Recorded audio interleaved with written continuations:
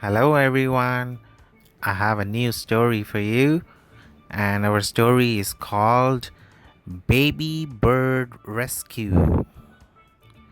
Hi, I am Dora. Boots and I are going to explore the forest. I hear a little chirp. What do you think it is?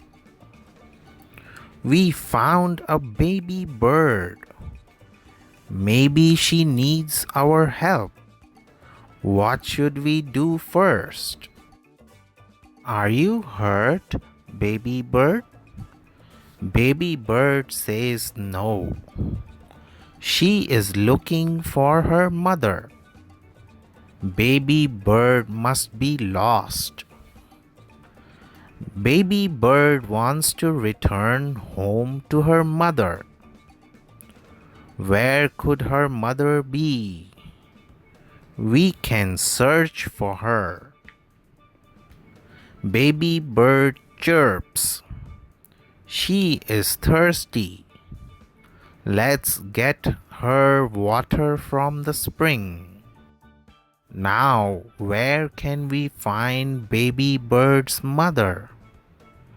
Is she in the water? Is she under the flowers? Or is she in the little blue tree?